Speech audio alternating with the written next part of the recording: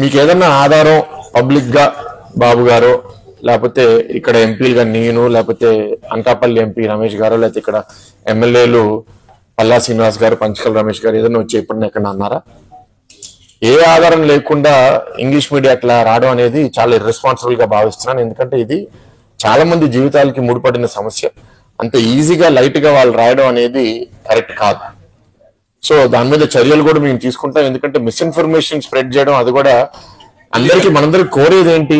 Steel plant కాపాడుకోవాలి, ఇక్కడున్న కార్మికులకి నిర్వాసితులకి అందరికీ జస్టిస్ జరగాలని మేము అనుకుంటుంటే దీన్ని ఎట్లా డీవియేట్ చేయాలి, ఎట్లా పొలిటికల్ గా పాయింట్స్ కొట్టాలి.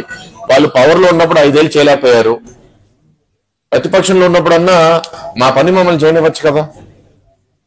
ఇవాళ బాగా రివ్యూ చేసామండి. వాళ్ళని కోరింది కూడా ఏంటంటే లాభాల లోపలికి స్టీల్ ప్లాంట్ ని ఎట్లా తీసుకుని రావాలి, ఆ విధంగా మనం ఎట్లాంటి సహాయం రేపు కేంద్ర మంత్రి మనం అడగాలి. ఏదైతే సపోర్ట్ వాళ్ళు చేయగలిగితే మనకి వేరే వేరే సోర్సెస్, ఇందాక పల్లా గారు కూడా చెప్పారు, ఆ సోర్సెస్ నుంచి ఫండ్స్ అన్ని మనం తీసుకొచ్చి ప్రొడక్షన్ కెపాసిటీ పెంచుకోగలగాలి. ఇప్పుడు ఇంచుమించు హాఫ్ ప్రొడక్షన్ కెపాసిటీలోనే ఉన్నాము. ఫుల్ కెపాసిటీకి వెళ్తేనే మనకి మంచి లాభాలు వస్తాయి, మనం ఈ అప్పు కూడా తీర్చుకోగలుగుతాము. అండ్ ఆ ప్రైవేటైజేషన్ డిస్కషనే ఆగిపోతుంది. అప్పుడు ఇక్కడ అన్ని సమస్యలు, జీతాల సమస్యలు అవనివ్వండి లేకపోతే నిర్వాసితుల సమస్యలు అన్ని మనం పరిష్కరించగలుగుతాం.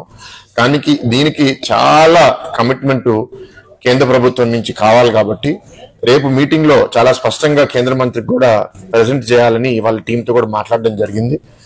మనం రేపు ఈ సహాయం కేంద్ర ప్రభుత్వం ఇచ్చిన తర్వాత ఎట్లాంటి లాభాలు రాబోతున్నాయి, అప్పు ఎట్లా ఇవ్వబోతున్నాం అనే నమ్మకం మనం సృష్టించగలిగితే ఇంకా మనకి తొందరగా సహాయం వస్తుందని నేనైతే నమ్ముతున్నాను. టీం కూడా మీ అందరికీ చెప్తున్నాను, చాలా మంది అపోహలు కూడా సృష్టిస్తున్నారు, ఇక్కడ పనిచేయరని లేకపోతే ఇక్కడ టెక్నికల్ నాలెడ్జ్ లేదని.